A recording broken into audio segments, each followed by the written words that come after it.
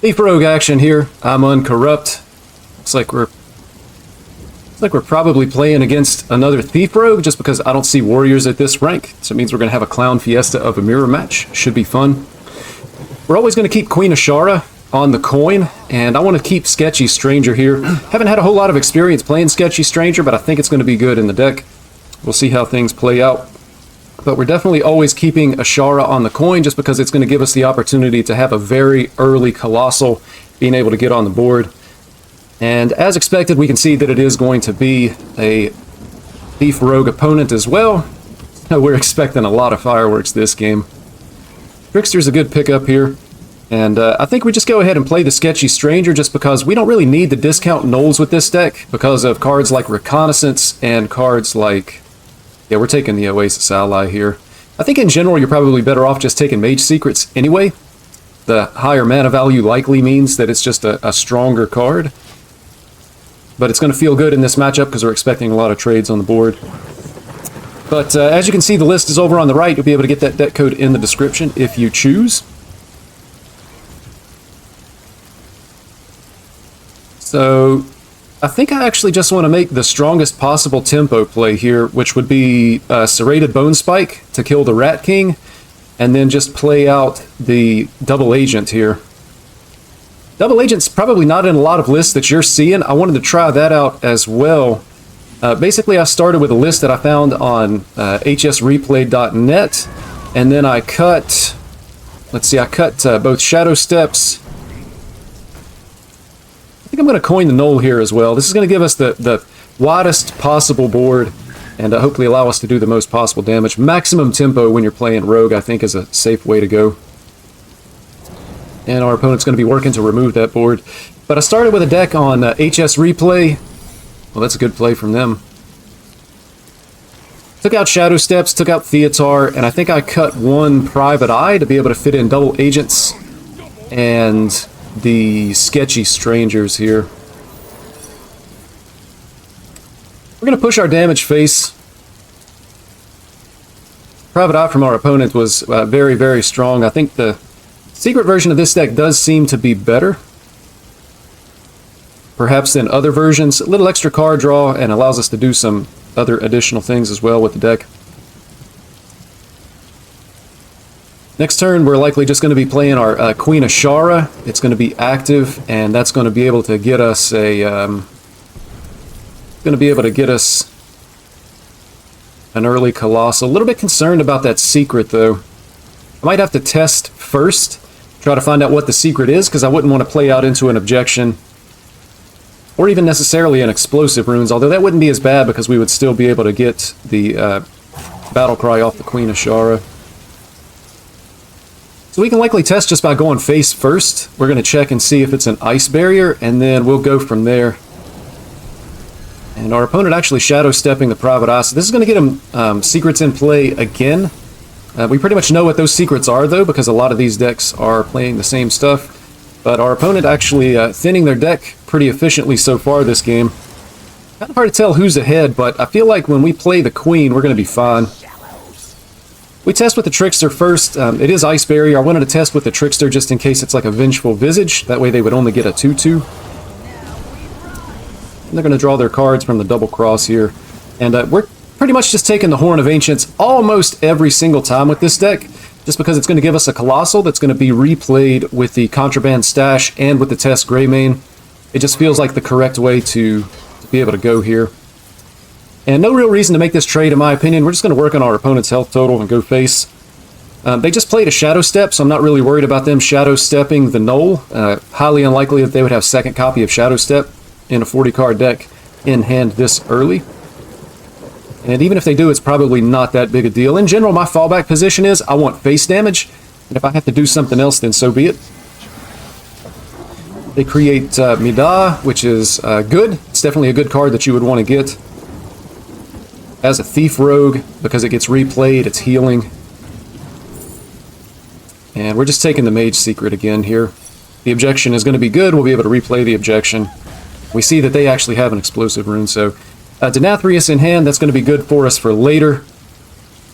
And we actually get a really good Colossal here. Thank goodness we didn't hit something bad like a neutral Colossal. So Gulper is going to be packed into our stash. And it's going to give us just a really, really big-bodied minion here. So we make one trade, and then the rest of the damage is just going face here. I'm not really interested in trading for the minions that are on board. I'm going to force my opponent to make the trades, and then every trade that they make is going to buff our Gulper. And our opponent's actually having a weak turn this turn. They are drawing a lot of cards, but they've spent almost all of their mana in order to do it. So that's actually pretty good for us. And this is likely a really good play from our opponent. So we have the board, we're ahead on board, we're dominating the board. And so our opponent is looking for scabs. And but based on how many cards they've drawn and how many cards have been played out of their deck, plus the fact that they were just able to Finley with a really big hand, pretty much makes me think that I have to assume that they're going to have Scabs, the hero card, in hand next turn. So on this turn, I want to make their Scabs as bad as it can possibly be. So we're always going to trade with the 2/2s. We can kill those off. We don't want those back in our hand. And it's going to be the same amount of damage going to our opponent's face because those stats are going to be added to the Gulper as long as those minions are dying. So we're going to go ahead and bump here. And then I think we'll go ahead and kill the other... We'll be able to kill the Null as well. That's going to add more stats again. We don't necessarily need the Null back in our hand, so we're going to deny our opponent's Null, even though it denies our Null as well. And I think the rest of this damage we can actually just go face. I don't want to trade for the Midah. It's going to be a lot of healing. If they Scabs, they'll be able to hit with the Midah, but then it goes back into our opponent's hand. I don't necessarily want to put it in their deck so that they can draw it and get it back on the board. So big damage going face here. We put into 8. And then we're fully expecting our opponent to play Scabs here. And they're going to make that trade as expected. Finley goes face. So it's Scabs or bust for them. They have it, and we expected it. But this is really good. We get Queen Ashara back in hand. We get Gulper back in hand.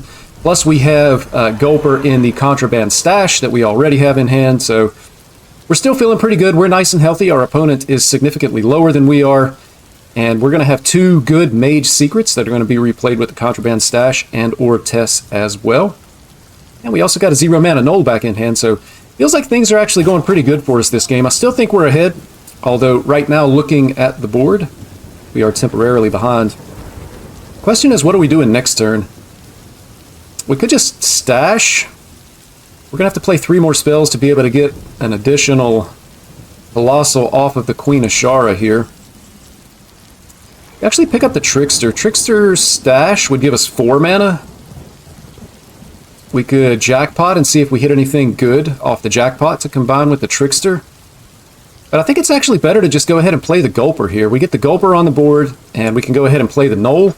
That's going to put a second Gulper in our Contraband stash, so that's good in that we have 2 Gulpers. It could be bad in that our Contraband stash is going to totally fill up our board now. 2 Gulpers, and then of course all of the 2/2s that are going to come off of those as well. Jackpot not really giving us a whole lot here. Really just a whole lot of nothing. But I think I really just like the Gulper play here. If they have to trade for the 2/2s with their 4/2s, again, you know, that's good trades that we'll take, and then we're also going to be buffing our Gulper. So I'm just going to go ahead and get it down on the board, I think, here. It's going to spend our mana.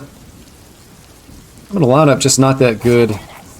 So bad cards off of the Jackpot. So the thing about Thief Rogue is that sometimes Hearthstone gives you the win. The Jackpot is really good, it's exactly what you need, and you win the game because of it. Sometimes it gives you really bad cards that causes you to lose the game because you don't get the answer that you need. So the skill of the deck comes in on the in-between. On the games where you have stuff that's okay and you can make do with, are you able to find a way to be able to win with the resources that you generate? And I think that's where the fun of the deck really comes from. And the testing of the skill here. Our opponent's Contraband stash actually isn't all that good in my opinion. I think ours is a lot better. And they choose not to attack because anything that they killed would just be buffing our Gulper. We're okay with that. So we're going to... I don't think we necessarily have to combo this. Never Renethal. It's either Test or Stash. Test is also a 6/6, so we're going to take that. And we can just go ahead and play Queen Ashara. It's going to give us a 5/5 on the board. And then we just take the Horn again. It's going to give us another Colossal again, just increasing the quality of our contraband stashes. Also, Horn of the Ancients is a way that you might just be able to end the game on the spot. I don't think we either take Xalatath here, just because we don't have enough spells. Our opponent is a little bit low, and especially with the damage we have on the board, it's always worth thinking about. But again, most of the time, it's just Horn with this deck. But if they're low and you do have a couple of spells in hand, it's worth keeping in mind that you might be able to find lethal against your opponent in that way.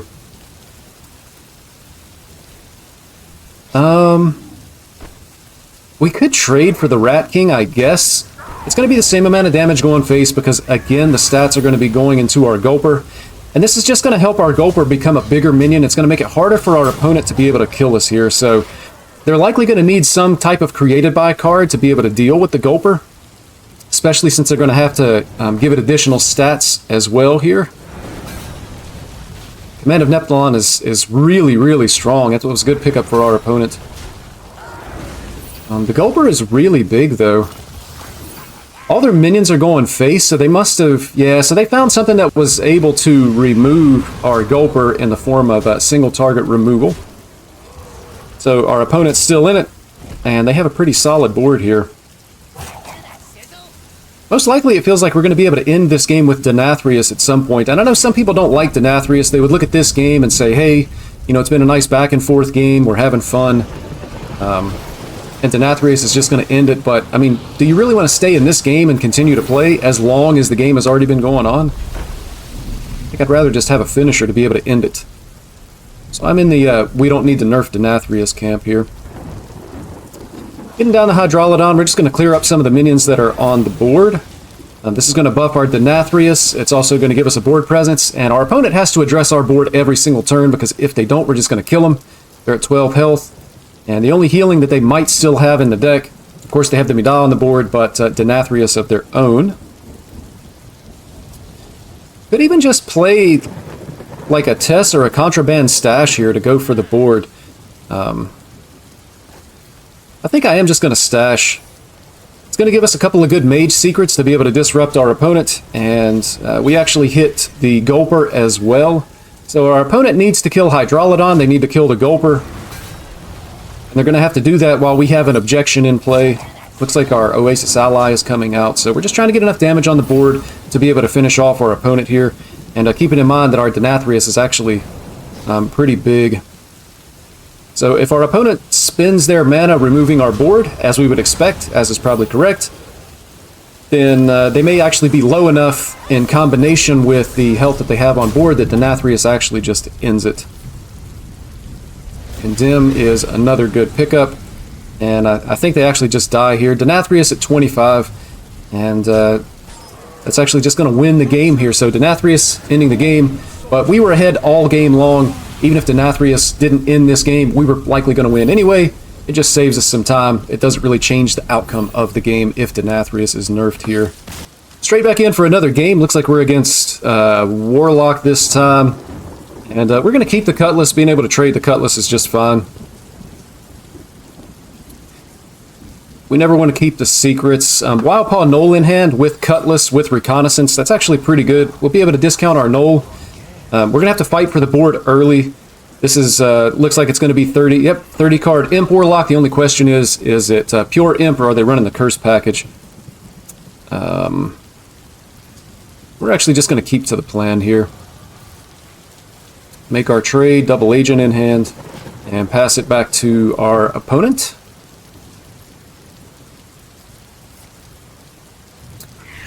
Wicked Shipment and Wicked Shipment. So our opponent's actually off to the races here. This is a good turn for them. I think we're going to want to get the Knoll down. We need to just remove the Flustered Librarian. And our opponent's just so low on cards. If they don't have like exactly Impending Catastrophe to be able to refill their hand, I think we just win. Light Bomb and Immortalized in Stone are actually really, really good pickups for us in this situation. We've got Light Bomb to be able to clear a big board. And we have Immortalized in Stone, which is a lot of health with taunts. Our opponent does have Impending Catastrophe, so this game feels like it just got a lot harder because our opponent has so many resources in hand. Second Librarian. And we've got a top 80 emoter. Emoting doesn't really bother me as much as it does some people. I think you can actually have fun with it. We had the Trickster here, so I mean, we could Light Bomb to remove this board, but I want to save the Light Bomb for a more threatening board. Immortalized in Stone will deal with the board. We'll lose likely the 4-8, at least, depending on what our opponent does next turn. But we go ahead and get the big taunts into our Contraband Stash and test Greymane. So I'm thinking we likely just have to... well, we have to coin Trickster. It's just a question of what spell we play, and I'm pretty sure that Immortalized in Stone is going to be the correct play here. So we're going to go ahead and get this on the board, and then we're going to emote our opponent so that everybody's having a good time here. I wonder if they're actually mad. They emoted us, so, you know, it's all fair play now. But maybe we've been able to tilt them. Maybe they don't react well when somebody else emotes them. You never know. So our opponent here, only 4 mana. Likely Mischievous Imp would be the best play that they could make. It's going to put some 3/3s on the board, but, you know, we've got a Light Bomb. I don't necessarily want to use it, even if they play the Mischievous Imp, just because I'm thinking about a Rafam turn. They have a lot of cards in hand. It's not unreasonable to think that they have Rafam, and then they have enough minions on board that they could actually infuse Rafam. So I think I want to be a little bit greedy with the Light Bomb, especially since we're just not taking damage here. That seems like that'll be fine.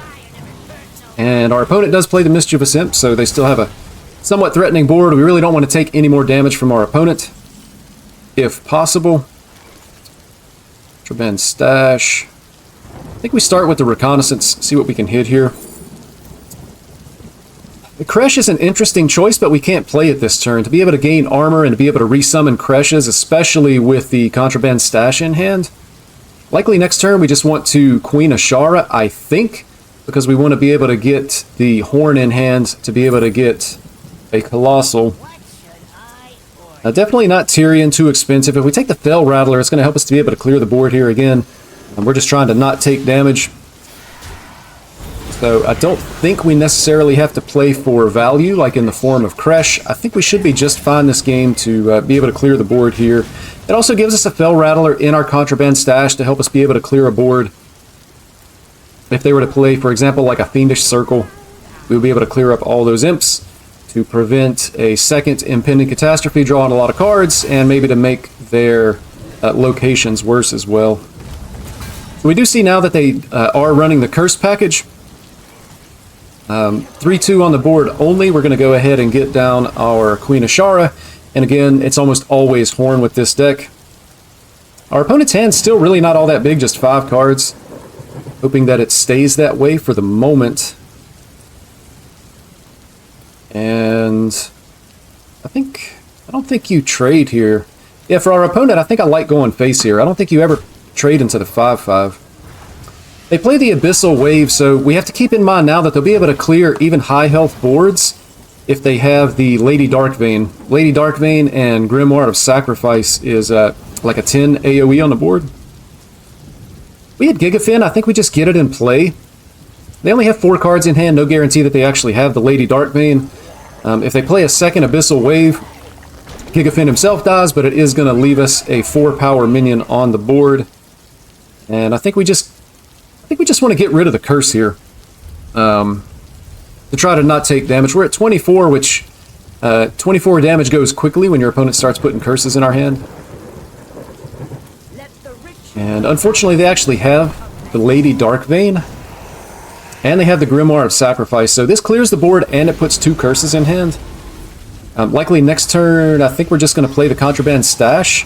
It's going to get us a lot of stuff on board. And now that the Lady Darkvein is out of the way, we may not have to worry about them being able to clear it. So we can stash and we'll just play the... yep, we're going to play this curse right here because it does the most damage. Keeping in mind against Curse Warlock, Test Greymane loses value if it only replays 5 cards. It could potentially replay curses that are going to do absolutely nothing whatsoever. So we're going to get a lot more value out of Contraband Stash in this matchup. And unfortunately, our opponent has 2 more curses, and they're going to be healing off of these back to full. So we're going to have to remove the Zakul, but again, our opponent only has 2 cards in hand. We're really low, though. We have to play both curses or we're just dead.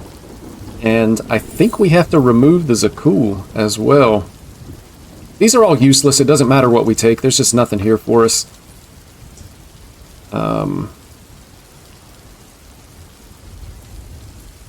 Yeah, because we're going to have to play the curses. We can't afford to play the Tyrion, so we're going to make these trades and get rid of the Zakul. Want to make sure that our opponent... Actually, that may have been a misplay. We're dead if they have one single curse anyway.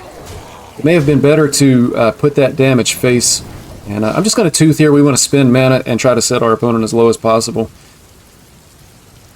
Trading was actually a misplay there, I think. I should have thought about it a little bit longer. It doesn't matter if they heal. If they play a curse to be able to heal, then we're just dead. And they hit a Tamsin here. Unfortunately, that's going to allow them to be drawing some cards. It's really not looking good at this point. Our opponent doesn't have very many cards left in their deck at all. They have a lot of cards in hand, and we're dead to a single curse. It feels like we've just lost this game. But we're going to play it out. See if we can find anything. We're going to play it out and force our opponent to have it. There's always a chance that their remaining curse cards are on the bottom of their deck and that they may not be able to get to them. And we'll get the double agent in play and push this damage face. Go ahead and get the null out there as well. So we have lethal set up. It all comes down to whether or not our opponent has the curses in hand or if they're able to draw another curse. Again, we're dead to just one curse. Likely, it would be fine to just go ahead and concede this game, but I believe that you should make your opponent actually have it. There's going to be some small percentage of games where you concede too early, and you can actually hurt your rank, hurt your win-loss record, because you're giving up too soon. So we're going to force our opponent to show it to us. It's possible they could just be BMing us. The fact that they emoted us earlier in the game kind of leads me to believe that they likely have lethal and that they're actually just going to rope it out here. That seems to be the mood that they're in, at least for this game. That's not a curse. That's also not a curse, but it may as well be. They're drawing so many cards from their deck, it's almost impossible that they're not going to be able to hit a cultist, but at least we don't have to worry about second Abyssal Wave because they don't have enough mana to play it. This comes down to whether or not they're able to hit a cultist off of this, and again, it's almost guaranteed. There we see the cultist, and that's actually going to kill us. That's going to be the end of the video. Thank you so much for watching. I'm Uncorrupt. Good luck out on the ladder.